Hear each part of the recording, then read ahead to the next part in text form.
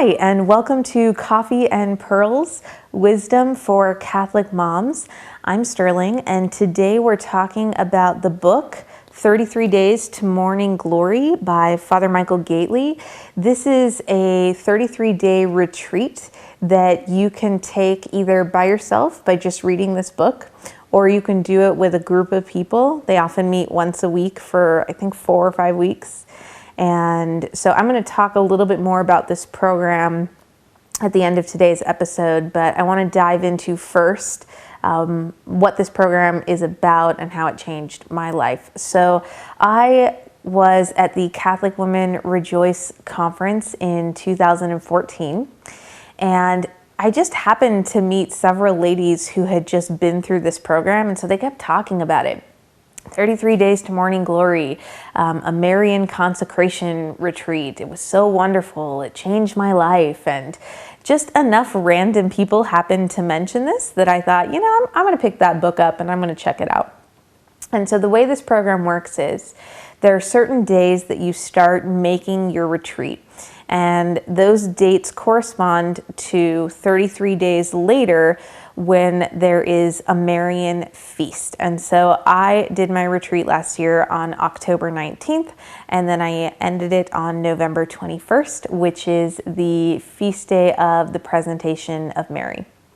And when I got involved in this program, I think I didn't really know what to expect other than people had wonderful experiences with it.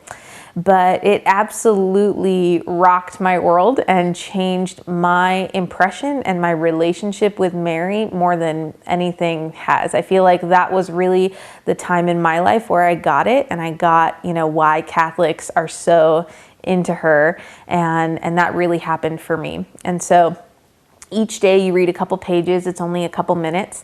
And then there's also a workbook, I'm gonna reference this later, where there are 4 questions every day, just short questions where they ask you about what you read and how it applies to your life. So I'm gonna do one quote from the book, and then I'm gonna bring in one question that really struck me, and that I hope inspires you either to go through this program or to reevaluate your own relationship with Mary. So the first quote that I wanted to grab from the book was this: "We all sin, and sin hardens hearts. Whatever the reason, our hearts can be cold and unfeeling, and this can be a problem. Thankfully, the one who has a sinless, perfect, immaculate heart will help us. She'll give us her compassionate heart. She'll even let us live in her heart, if only we'll give her ours." And I think this quote really speaks to spiritual dryness. All of us go through periods of spiritual dryness. Sometimes it's a small period, and sometimes it's a very long period. In this particular chapter, they're talking about Mother Teresa, and she experienced so much spiritual dryness in her life. And that often comes as a surprise to people because she spent her whole life, living in service of others. But she often did that in the darkness of not getting a lot of feeling out of her own spiritual life. And she consecrated herself to Jesus through Mary. And so she often took this challenge, this sadness that she felt to Mary, and she just said, Mary, help me with this. And ever since I've read this, it's really helped me when I'm experiencing spiritual dryness. And again, sometimes I go through long phases of that, but sometimes it's just a short phase where I go to adoration and I'm sitting there and I'm like, and I'm just not really getting anything. I'm not feeling the warm, fuzzy feelings from Jesus. And, I had expected that. And so now in those times, I ask Mary if I can come live in her heart. And I say, Mary, I just need to borrow some of your compassion and your fire and your love and your joy for your son. And I need some of that because I don't have any right now. And I'll ask her, I'll say, please just lead me to the heart of Jesus, because she is especially connected to his heart and she can do that for you. And so now in times of spiritual dryness, I find that less and less am I saying, oh, Jesus, where are you? Speak to me and help me. But instead I'm turning to her for that. And that was one of the things that I thought was most powerful about this program. I didn't think that would happen for me, but it really, really did. And so that was just one of the ways where I feel like I've really incorporated her into my life in a way that she wasn't before. And so the second point that I wanted to cover was this question out of the workbook. And when I read this question, it really it floored me. And I had to stop and think about it for a long time.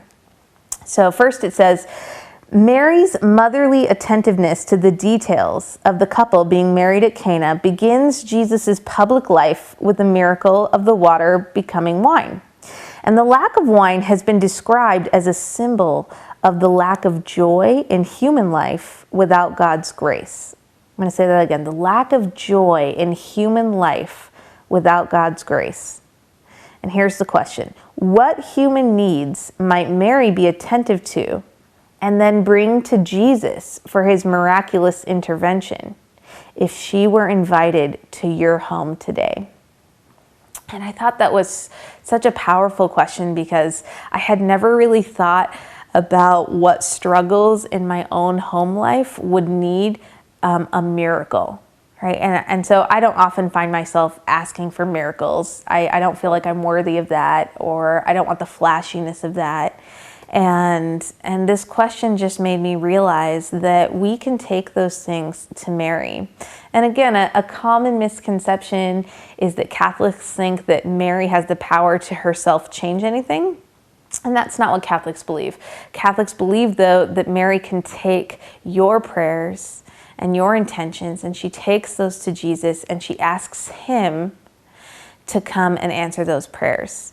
And so I thought about that. I thought, if Mary came into my home and I got to ask her to perform a miracle in my family, what would it be? And I really felt like it was with respect to my marriage. And my husband and I, we both come from divorced parents. And so we feel like we've had to learn a lot about marriage on our own. And because of that, we read a lot of marriage books together. But we really struggle a lot. We struggle with communication. We struggle with figuring out our intimacy. We struggle how to be parents. And we struggle how to stay connected with each other when we feel like the world is constantly pulling at us to go in different directions. And so it's difficult to hold on to your spouse and say, you're the most important person to me. And we're a team, and we're going to do this. And so I found that as I read this question, that's really what bubbled up for me. I thought, wow, if Mary could come in and give me a magic wand and make my husband more like Joseph and me more like Mary, wow, how powerful that would be. And I think I had even stopped aspiring for that. I had thought that felt so impossible that I wasn't even hoping for that. When we prayed together, we would pray for healing or baby steps, but we weren't praying for a perfect marriage or a perfect love, because that did feel like a miracle to us. Like that was maybe more than we could even ask for. And so when I read this question, I just thought, we should have that hope. We should have that hope in Jesus that he can do anything. And that even means taking two broken people who weren't Christians for most of our life and teaching them how to have a Christian marriage and everything that means. And even though I still feel like we're pretty far from that, and we have so much to learn, and even more struggle to practice the things that we learn, I turn to her as my spiritual mother, and I just ask her for that. And I just say, you know what, Mary, I know that you can make this happen for me. And I just ask her for those blessings. And I think about the wedding at Cana, and I think, if she did such a small thing, asked Jesus for such a small thing as wine, turning water into wine, what could she do for our marriages when we ask her for something so much more important like that? And so I want you to have hope in that, and I want you to take your hope to her, because she's always there and ready to listen to you. So I want to wrap up the 2 points that we covered today. The first was, when you have a cold heart or a hard heart towards Jesus, or when there are times when you feel nothing at all, do you turn to Mary Can you seek to live in her heart and to draw on her compassion in those times? And the second thing I want you to think about was if Mary were to come to your house and she would take one prayer request away and create a miracle in your own home, what would that be? So I want you to ask yourself those two questions. I am actually going to be leading some people through this retreat starting on October 19th. So if you would like to join me in doing that online, visit my website and sign up for that. You just have to give me your email address and we're going to do the whole thing online. You'll need to pick up a copy of this book, but it's pretty easy to find. It's in just about every Catholic bookstore I've ever been to. And together we will go through this 33-day retreat, and I promise it's a life-changing experience.